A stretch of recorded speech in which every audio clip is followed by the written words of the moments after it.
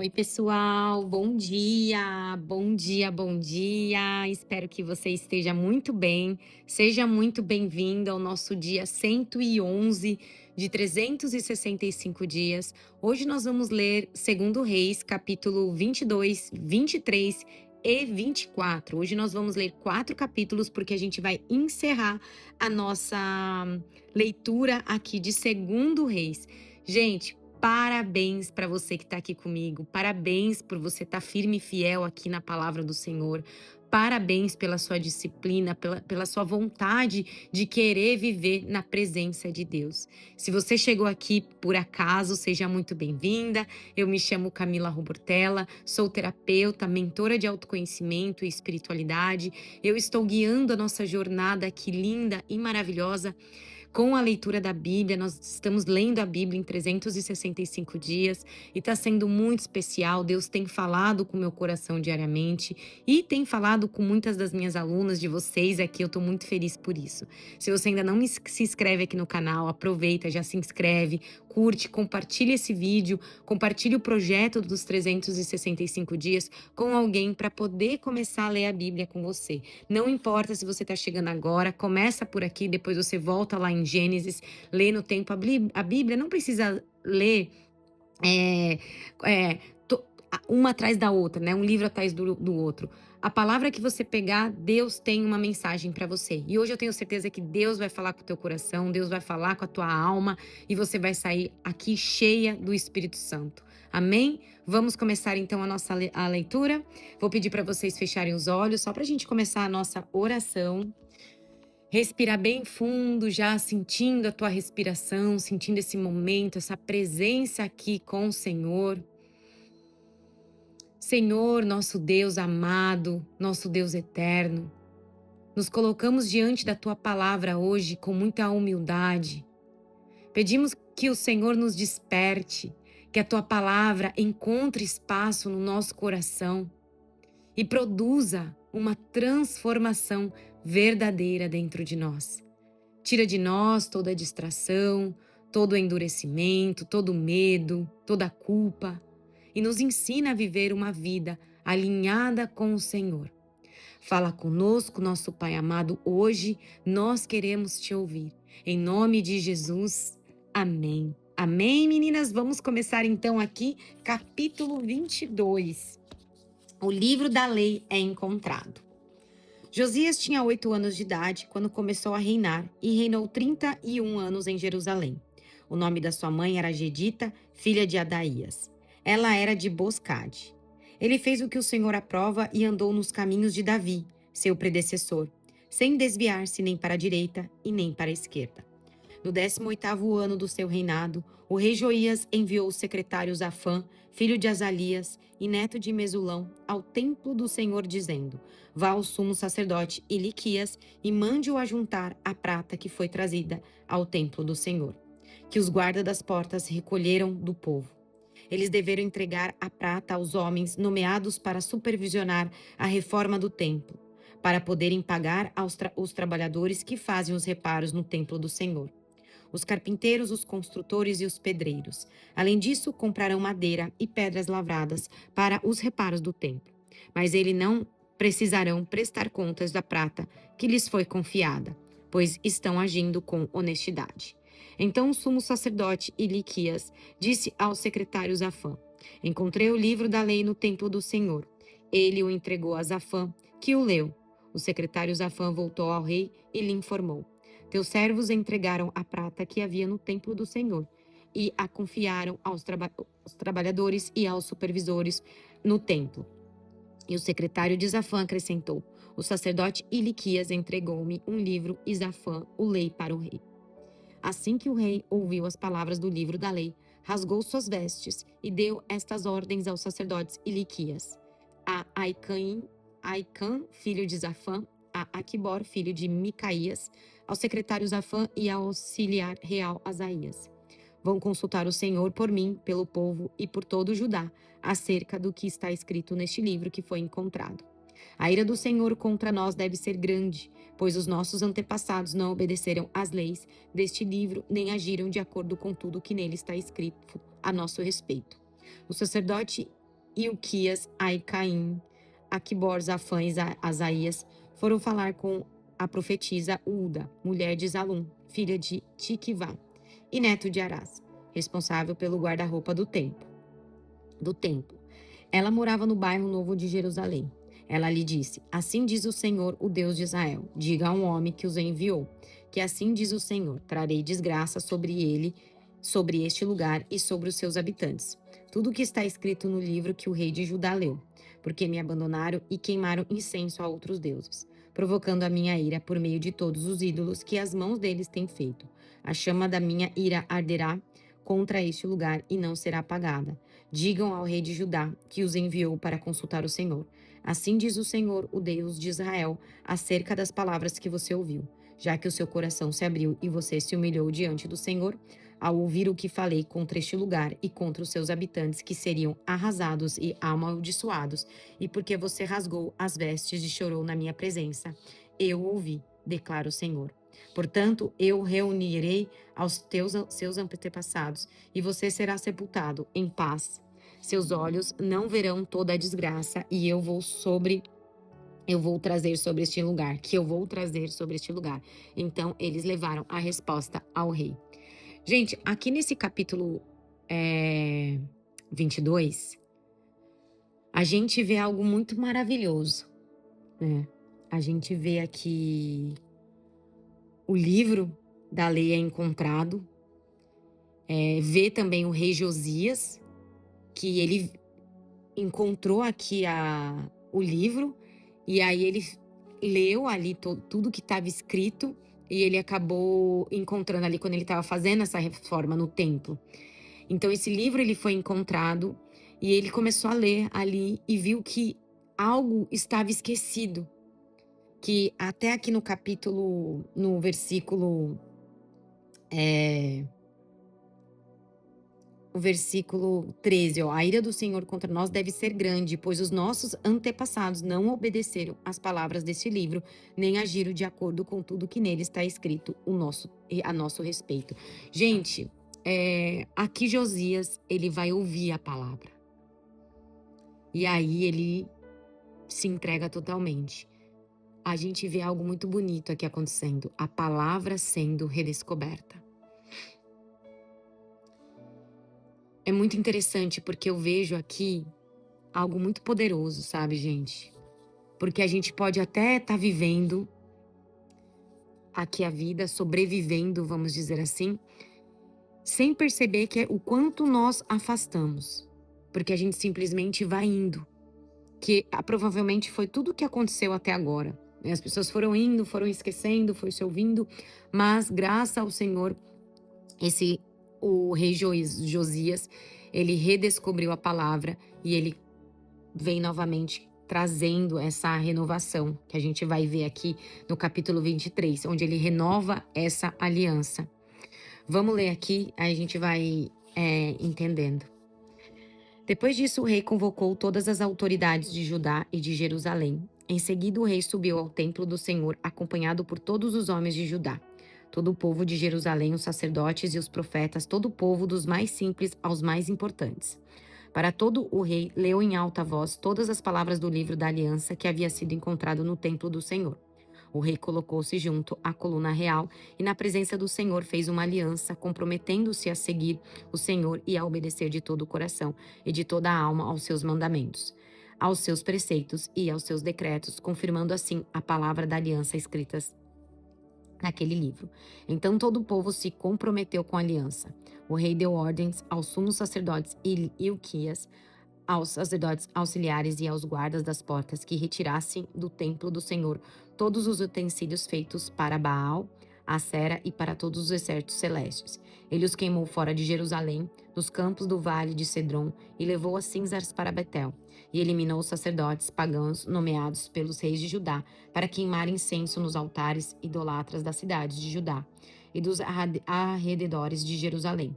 Aqueles que queimavam incenso a Baal, ao sol e à lua, às constelações e a todos os exércitos celestes. Também mandou levar o poste sagrado do templo do Senhor para o vale de Cedron, fora de Jerusalém, para ser queimado e reduzido a cinza. Quem foram espalhadas sobre os túmulos de um cemitério público também derrubou as acomodações dos prostitutos cultuais que ficavam no templo do Senhor, onde as mulheres teciam para a cera. Josias trouxe todos os sacerdotes das cidades de Judá e desde Geba até Berzeba, profanou os altares onde os sacerdotes haviam queimado incenso, derrubou os altares idolatras junto às portas, inclusive o altar da entrada da porta de Josué, o governador da cidade, que fica à esquerda da porta da cidade. Embora os sacerdotes dos altares não serviam no altar do Senhor em Jerusalém, comiam pães sem fermento junto aos sacerdotes seus colegas. Também profanou Tofete, que ficava no vale de Ben-Inom, de modo que ninguém mais pudesse usá-lo para sacrificar seu filho ou sua filha a Moloque.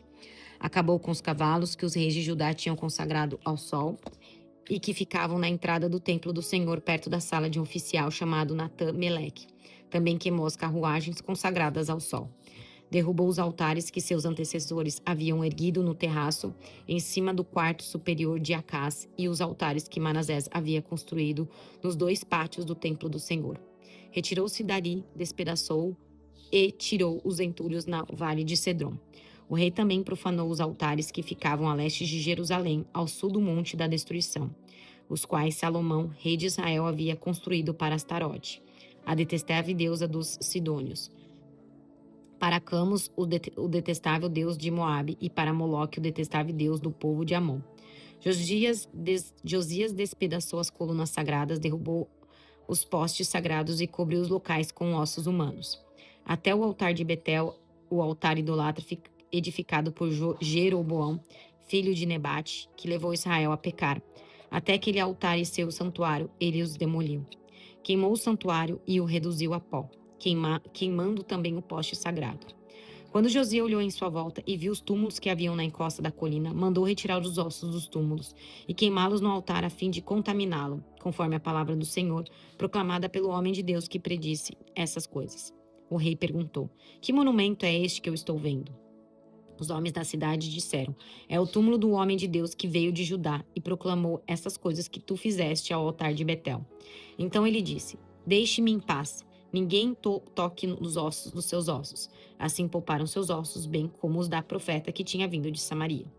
Como havia feito em Betel, Josias profanou todos os santuários idolatras que o rei de Israel haviam construído nas cidades de Samaria e que provocaram a ira do Senhor. Josias também mandou sacrificar todos os sacerdotes daqueles altares idolatras e queimou ossos humanos sobre os altares. Depois voltou a Jerusalém. Então o rei deu a seguinte ordem a todo o povo: Celebrem a Páscoa ao Senhor, o seu Deus, conforme está escrito neste livro da aliança. Nem nos dias dos juízes que lideraram Israel, nem durante todos os dias dos reis de Israel e dos reis de Judá foram celebrada uma Páscoa como esta. Mas no 18º ano do reinado de Josias, esta Páscoa foi celebrada ao Senhor em Jerusalém. Além disso, Josias eliminou os médiuns, os que consultavam espíritos, os idolatras da família, os outros ídolos e todas as outras coisas repugnantes que haviam em Judá e em Jerusalém. Ele fez isso para cumprir as exigências das leis escritas no livro que o sacerdote Ilquias havia descoberto no templo do Senhor. Nem antes, nem depois de Josias, houve um rei como ele, o que se voltasse para o Senhor de todo o coração, de toda a alma e de todas as suas forças, de acordo com toda a lei de Moisés. Entretanto, o Senhor manteve o furor de sua grande ira, que se acendeu contra Judá por causa de tudo o que Manasés fizera para provocar a sua ira. Por isso o Senhor disse: Também retirarei Judá da minha presença, tal como retirei Israel, e retirarei Jerusalém, a cidade que escolhi, e esse templo do qual eu disse: Ali porei o meu nome. Os demais acontecimentos do reinado de Josias e de todas as suas realizações estão escritos no livro dos registros históricos dos reis de Judá. Durante o seu reinado, o faraó Necó, rei do Egito, avançou até o rio Eufrates ao encontro do rei de Assíria. O rei Josias marchou para combatê-lo, mas o faraó Neco o enfrentou e o matou em Megido. Os oficiais de Josias levaram seu corpo de Megido para Jerusalém e o sepultaram em seu próprio túmulo. O povo tomou Jeocás, filho de Josias, ungiu e o proclamou rei no lugar de seu pai. O reinado de Joacás, rei de Judá. Joacás tinha 23 anos de idade quando começou a reinar e reinou 3 meses em Jerusalém. O nome de sua mãe era Umatal, filha de Jeremias, ela era de Líbina. Ele fez o que o Senhor reprova, tal como seus antepassados. O faraó Neco o prendeu em Ríbia, na terra de Amate, de modo que não mais reinou em Jerusalém. O faraó também impôs a Judá um tributo de 3,5 toneladas de prata e 35 quilos de ouro. Colocou Eliaquim, filho de Josias, como rei no lugar do seu pai Josias e mudou o nome de Eliaquim para Jeoaquim, mas levou Jeoacás consigo para o Egito, onde ele morreu. E Jeoaquim passou ao faraó Neco a prata e o ouro, mas para cumprir as exigências do faraó, e Joaquim impôs os tributos ao povo, cobrando a prata e o ouro de cada um conforme as suas posses. O reinado de Joaquim, rei de Judá. Joaquim tinha 25 anos de idade quando começou a reinar e reinou 11 anos em Jerusalém. O nome de sua mãe era Gebida, filha de Pedaías, ela era de Ruma. Ele fez o que o Senhor reprova, tal como seus antepassados. Gente, aqui no capítulo 23, a gente vê muita ação, né, de Josias. Porque depois que ele ouviu a palavra, depois que ele encontrou ali, ele não fica só sentindo o que estava escrito ali na lei, né, ali no livro.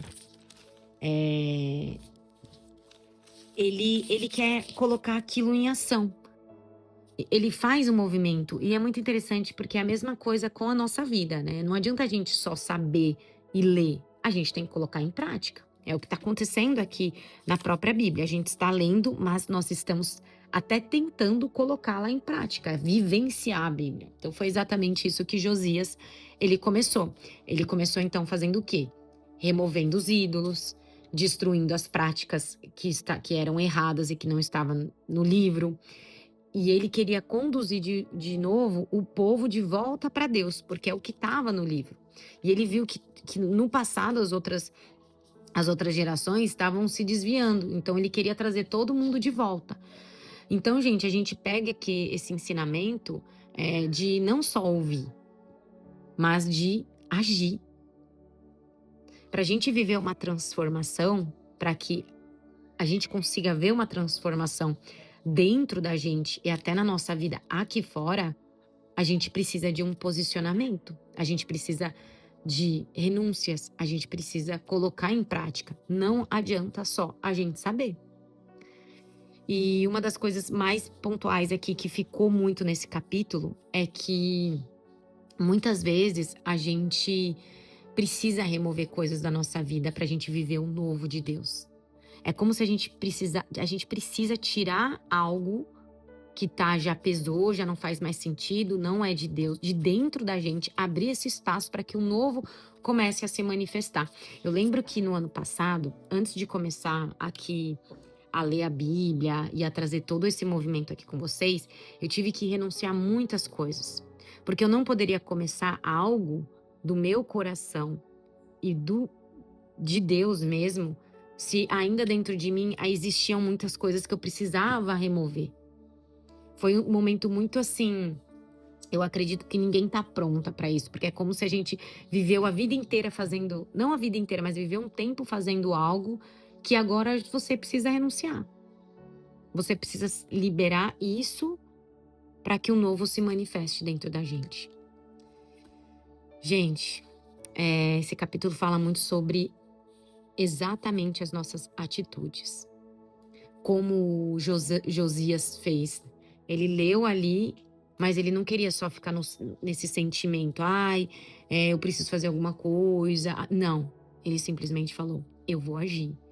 E eu vou conduzir o povo de volta para Deus. Então foi esse movimento. Vamos seguir aqui no 24? Durante o reinado de Jeoaquim, Nabucodonosor, rei da Babilônia, invadiu o país. Jeoaquim tornou-se seu vassalo por 3 anos.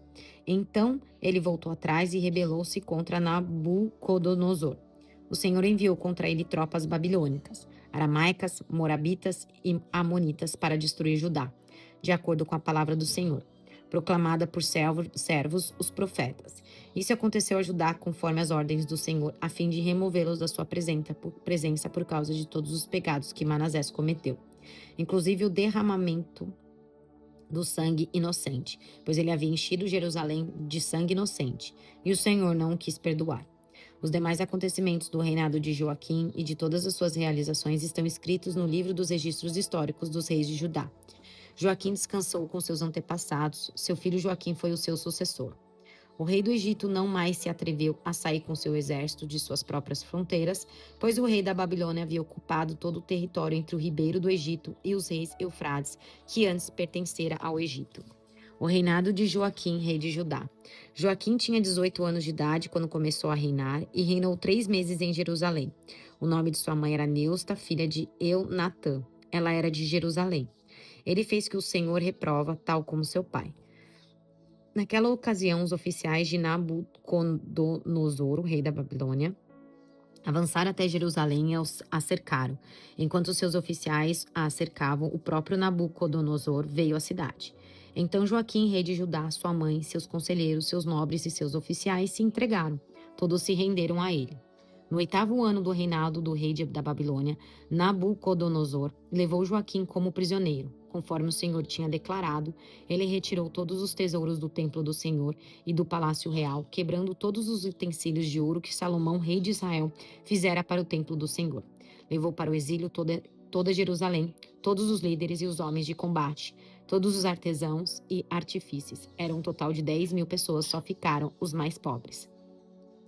Nabucodonosor levou o prisioneiro Joaquim para a Babilônia. Também levou de Jerusalém para a Babilônia a mãe do rei, suas mulheres, seus oficiais e os líderes do país.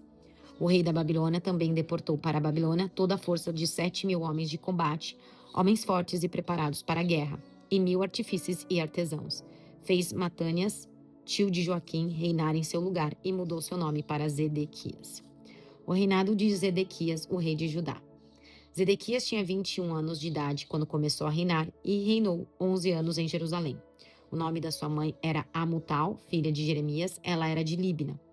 Ele fez o que o Senhor reprova, tal como fizera Joaquim. Por causa da ira do Senhor, tudo isso aconteceu a Jerusalém e a Judá. Por fim, ele os lançou para longe da sua presença. Gente, aqui no capítulo 24, a gente vê que vai vindo outros reinados e eles novamente se afastam, né? Vão se afastando. Então, a gente percebe aqui que o povo, ele vinha de um histórico muito longo de afastamento. E eu até venho conversando muito com a minha mãe, que a gente tá lendo juntas, né, aqui a Bíblia, e a gente fala, nossa, como a gente vê o povo se afastando. E esse afastamento começam aqui agora muitas invasões, muitas rebeliões, muitas coisas, né, do povo ser levado lá pro cativo. Gente, e é muito forte, porque a gente só vem vendo afastamento, mesmo encontrando ali o livro da vida, da lei, né, o livro da lei, e a gente vê Josias aqui renovando novamente, e a gente vê o afastamento, e a gente vê muitas coisas, né? Só que eu acho que a gente pode pegar dessa lição aqui, desse afastamento. Vamos pegar do afastamento, porque a gente vê novamente o povo se afastando. E quanto mais eles se afastam, mais perdas eles têm. Mais coisas tristes vão acontecendo com eles. Guerras, rebeliões, muita tristeza. Então a gente percebe que afastamento gera perdas. Muitas perdas. Acredito que quando a gente... O que significa afastamento? Ignorar Deus. E se a gente ignora Deus por muito tempo, as consequências elas vão vir. No caso aqui mostra essas consequências, né? O reinado de Joaquim, o reinado de Zedequias, eles vão tudo se afastando. Tudo se afastando. Aí agora aqui no capítulo 25, a gente vai ver o fim de um ciclo, porque a gente vai encerrar aqui o segundo reis. Vamos ver aqui, ó. A queda de Jerusalém. Ora, Zedequias rebelou-se contra o rei da Babilônia. Então, no 9º ano do reinado de Zedequias, no 10º dia de 10º mês, Nabucodonosor, rei da Babilônia, marchou contra Jerusalém com todo o seu exército. Ele acampou em frente da cidade e construiu rampas de ataque ao redor dela. A cidade foi mantida sob cerco até o 11º ano do reinado de Zedequias. No 9º dia do 4º mês, a fome na cidade havia se tornado tão rigorosa que não havia nada para o povo comer. Então o muro da cidade foi rompido e todos os soldados fugiram de noite pela porta entre os 2 muros próximos ao jardim do rei. Embora os babilônios estivessem em torno da cidade, fugiram na direção de Arabá. Mas o exército babilônico perseguiu o rei e o alcançou nas planícies de Jericó. Todos os seus soldados o abandonaram e ele foi capturado, foi levado ao rei da Babilônia, em Ribla, onde pronunciaram a sentença contra ele. Executaram os filhos de Zedequias na sua frente, furaram os seus olhos, prenderam-se com algemas de bronze e levaram para a Babilônia. No 7º dia do 5º mês do 19º ano do reinado de Nabucodonosor, rei da Babilônia, Nebuzaradã, comandante da guerra imperial, da guarda imperial, conselheiro do rei da Babilônia, foi a Jerusalém. Incendiou o templo do Senhor, o palácio real, todas as casas de Jerusalém e todos os edifícios importantes. Todo o exército babilônico que acompanhava Nebuzaradã derrubou os muros de Jerusalém, e ele levou para o exílio o povo que sobrou na cidade e os que passaram para o lado do rei da Babilônia e o restante da população. Mas o comandante deixou para trás alguns dos mais pobres do país para trabalharem nas vinhas e nos campos. Os babilônios destruíram as colunas de bronze, os suportes e o tanque de bronze que estavam no templo do Senhor e levaram o bronze para a Babilônia. Também levaram as panelas, as pás, os cortadores de pavio, as vasilhas e todos os utensílios de bronze utilizados no templo do Senhor. O comandante da guarda imperial levou os incensários e as bacias da aspersão, tudo que era feito de ouro puro ou de prata. As 2 colunas, o tanque e os suportes que Salomão fizera para o templo do Senhor era mais do que podia ser pesado. Cada coluna tinha 8 metros e 10 centímetros de altura. O capitel de bronze do alto de cada coluna tinha 1 metro e 35 centímetros de altura e era decorado como uma fileira de romãs de bronze ao redor. O comandante da guarda levou como prisioneiros o sumo sacerdote Seraías, Sofonias, o segundo sacerdote e os 3 guardas da porta. Dos que ainda estavam na cidade, ele levou o oficial responsável pelos homens de combate e 5 conselheiros reais. Também levou o secretário principal, o líder responsável pelo alistamento militar no país, e 60 homens do povo. O comandante Nebuzaradã levou todos os reis da Babilônia em Ribla.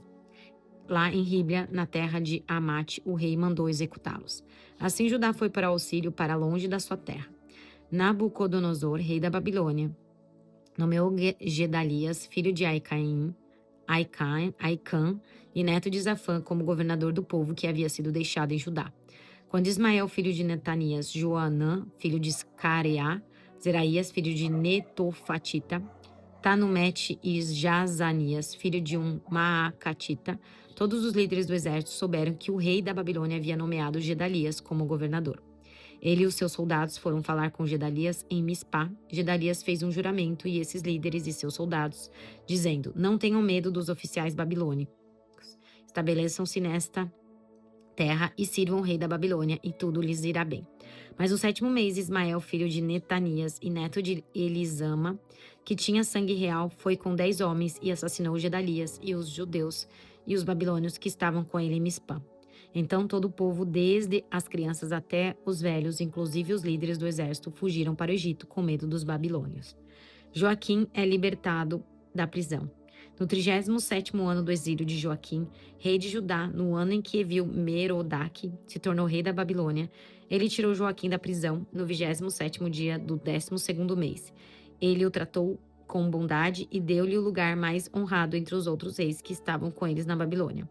Assim Joaquim deixou suas vestes de prisão e pelo resto da sua vida comeu à mesa do rei. E diariamente, enquanto viveu, Joaquim recebeu uma pensão do rei. Pensão do rei. Gente, aqui a gente vê Jerusalém sendo destruída. A queda, né, de Jerusalém. A gente vê o templo queimado e o povo é levado ao exílio. Então é um momento de muita perda, muita dor, mas é um encerramento de ciclo. Mas não é o fim da história de Deus, é o fim só de 2º Reis. Gente, aqui a gente olha que nem todo fim é o fim.